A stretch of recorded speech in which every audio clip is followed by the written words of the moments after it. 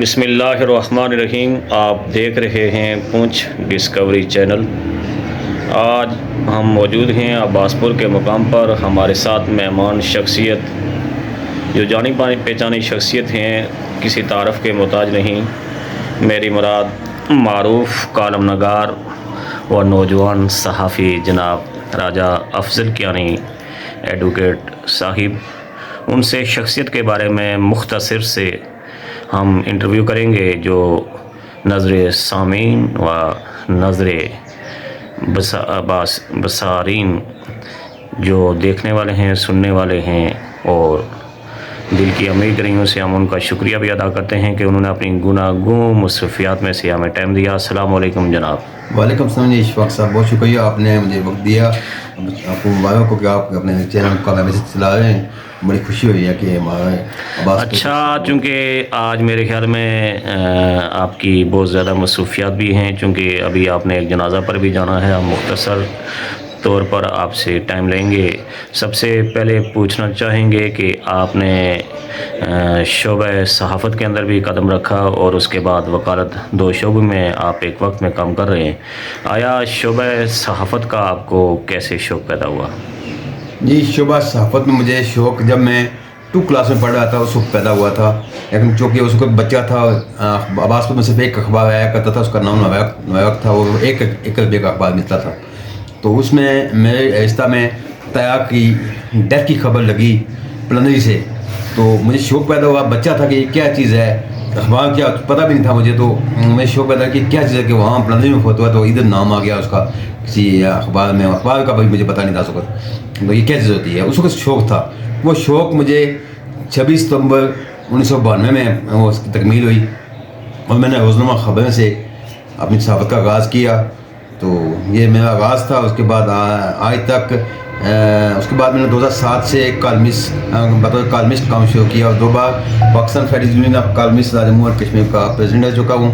وہ میرے 400 کالم چھپ چکے ہیں مختلف اخبارات میں. جنگ وقت اور اپنے لوکل اتنے اخبارات ہیں, روزنامہ صاف میں میرے کالم چھپ چکے ہیں, ان کی تعداد 400 کے قریب ہے. اور اس طرح وکالت کا آغاز میں نے 2007 سے کیا ہے, اور میں ماشاءاللہ ہائی کورٹ کا وکیل ہوں, اور کورٹ ڈسٹرکٹ بار ایسوسیشن کا ممبر بھی ہوں, اور پونچھ میں حاجیرہ بھی بیٹھتا ہوں, عباس پور بھی بیٹھتا ہوں. عباس پور میں مدر بار ہے, اور میں جہاں زیادہ تر عباس پور ہوتا ہوں, اور ڈسٹرکٹ بار کا ممبر ہوں, اور قاضی ملت پریس کلب کا بھی ممبر ہوں. اچھا, یہ بتائیں کہ آپ دونوں شعبوں کو کیسے دیکھ رہے ہیں؟ مثلا ایک وکالت ہے, دوسرا صحافت ہے, کہیں مشکلات تو نہیں پیش آتی ہیں آپ کو؟ بیک وقت 2 کام کیسے کر رہے ہیں آپ؟ سچی بات بتاؤں, جو حقیقت ہے حقیقت بیان کرنا چاہیے, کیونکہ ابھی نماز عصر کے وقت ہو رہا ہے, تو سچی بات کہ صحافت اور وکالت میں زمین و آسمان کا فرق ہے. صحافت میں بتاؤں کہ صحافی کے سامنے اگر ایک کتا بھی مار جائے گا تو اس کی وہ نیوز دے گا, اور وکیل کا فرق اتنا ہے کہ وکیل کے سامنے ایک انسان بھی مر جائے تو وہ اس کو وکالت اس کی کرنی پڑے گی کہ جی یہ ہوا وہ ہوا, اس کو بچانے کی کوشش کرے گا. تو زمین آسمان کا فرق ہے. لیکن چونکہ میں کالمسٹ ہوں تو اپنے قلم کے ذریعے جو دیکھتا ہوں لکھتا ہوں. میں وکلا پہ بھی لکھتا ہوں. پچھلے دنوں میں نے وکیل کی فرائض وکیل کی قرآن و حدیث کے حوالے سے ایک کالم لکھا, جو بہت زیادہ ایڈو سپریم کورٹ کے سابق جسٹس صاحب نے مجھے فون کیا کہ جی آپ بیٹا آپ نے بہت اچھا کالم لکھا. صدارت مرزا قدری سے انہوں نے فون کیا. اسی طرح میں نے وراثت کے بارے میں لکھا, بچیوں کو محروم کرتے ہیں, اور یہاں پہ ایک نئی نام نہیں لوں گا ان کا, لیکن ایک بڑے آدمی نے اپنی بیٹیوں کو محروم کیا تو میں نے اس پہ قلم اٹھایا. اس طرح یہ پیر جو بنے ہوتے ہیں یہ ہر جگہ پگڑیاں باندھ کے نیلے کپڑے لگا کے ان کے خلاف لکھا, یاد کیا.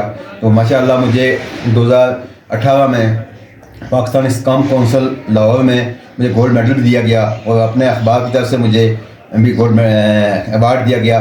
اس طرح محمد انٹرنیشنل کالج حجیرہ اس نے بھی مجھے بیسٹ رپورٹر اور بیسٹ کالمسٹ کا ایوارڈ بھی دیا گیا ہے, اور مجھے روزنامہ خبریں میں 1994 میں بیسٹ رپورٹر آغاز آدمی کا ایوارڈ بھی دیا تھا. اچھا یہ بتائیں کہ وکالت جو ہے، ایک وکیل کیسے ایک جرح کرتا ہے، یا ایک وکیل کے اوپر کیسے لوگ اعتماد کرتے ہیں، اچھے وکیل اور برے وکیل کے اندر کیسے فرق پایا جاتا ہے، اور یہ بیسک وکیل جو ہے یہ جس طرح آپ صلی اللہ علیہ وسلم نے وکالت کا حکم دیا ہے کہ شعبہ وکالت یہ شعبہ ہے وکالت کا، اس پہ آپ اس وقت تک کیسے سمجھ رہے ہیں کہ آدمی پورا اتر رہا ہے یا نہیں ہے؟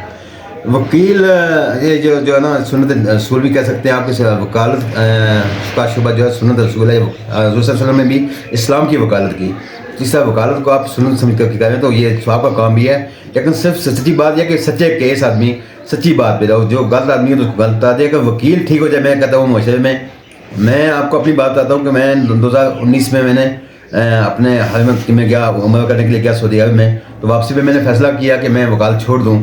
تو میں نے ایک اپنے بڑے ضلع قاضی صاحب سے مشورہ کیا، تو انہوں نے علمی والے سے دینی والے سے انہوں نے کہا جی کہ بیٹا آپ سچے کیس لیں تو آپ کا یہ ثواب کا کام ہے، یہ اس جہاد کا کام ہے.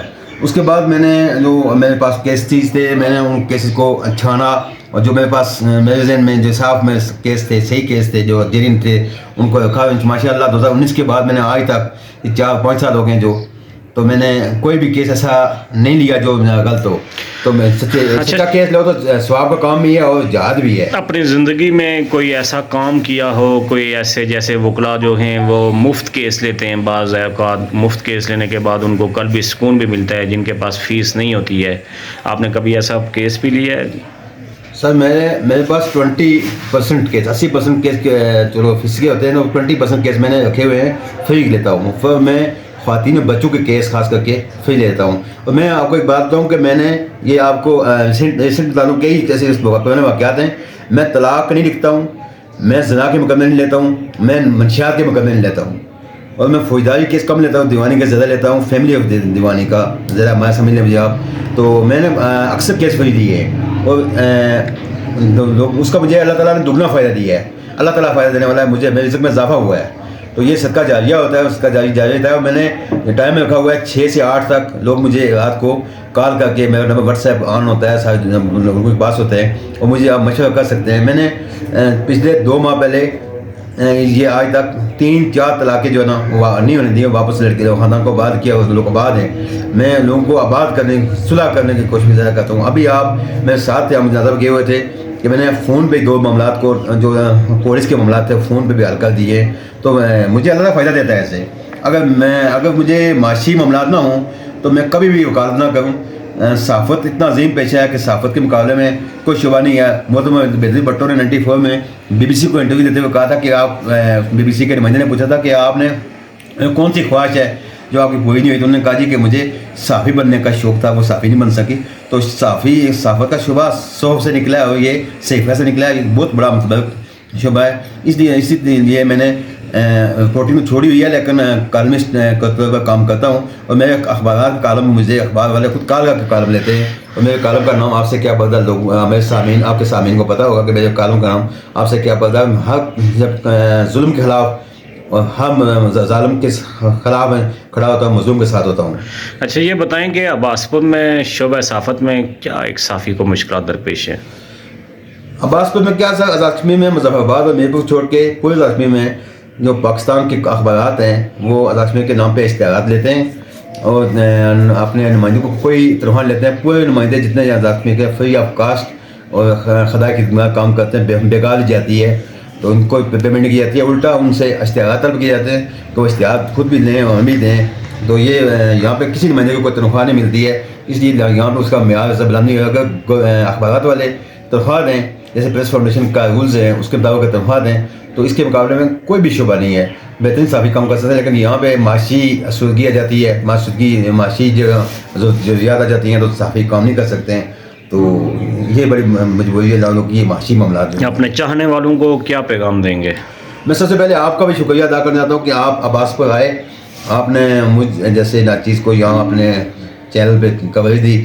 تو میں دے دوں گا کہ خوش رہیں، خوشیاں بانٹیں، ظلم کے خلاف جہاد کریں، ظالم مظلوم کے ساتھ دیں، اور انصاف کے لیے کھڑے ہو جائیں. چاہے آپ کا والد کیوں نہ ہو، چاہے آپ کی ماں کیوں نہ ہو، کوئی ظلم کرتا ہے تو ظلم کے خلاف کھڑے ہو جائیں. تو آپ جنتی ہیں اور انشاءاللہ وہ جنتی ہوں گے. یہ تھے جی معروف کالم نگار و صحافی جناب راجہ افضل کیانی ایڈوکیٹ صاحب، جو ہمیں بتلا رہے تھے شعبہ صحافت اور سیاست کے مابین فرق. اور انہوں نے یہ بتایا کہ 2019 کے بعد جو ہے میں نے ایسے کیسز دینا شروع کیے ہیں جس کی وجہ سے اللہ اور اس کی رسول کی رضا متقاضی ہے. ان کا یہ بھی کہنا تھا کہ میرے دروازے ہر وقت قریب امیر کے لیے کھلے رہتے ہیں. غربا کو وہ خصوصی فوقیت دے رہے ہیں، 20% ان کے لیے انہوں نے شیئر رکھا ہوا ہے کہ ایسے غریب جو پیسے نہیں دے سکتے ان کا کیس میں فری لڑوں گا. یہ عباس پور کے اندر ان کا زندہ دلی کا کام ہے جس پر ہم انہیں اسلام تحسین پیش کرتے ہیں اور ان کا قلبی شکریہ ادا کرتے ہیں کہ انہوں نے چینل پر ٹائم دیا. ناظرین، آپ سے گزارش، آپ سے التماس، آپ سے بنتی کہ آپ سے جب بھی کہیں کوئی ایسا معاملہ ہو جو غربا ہیں تو وہ ضرور ان سے رابطہ کیجئے. یہ عباس پور کے اندر ہی موجود ہوتے ہیں. یہ باول وزارین کا دفتر ہے. دیجئے اجازت، اللہ نگہبان.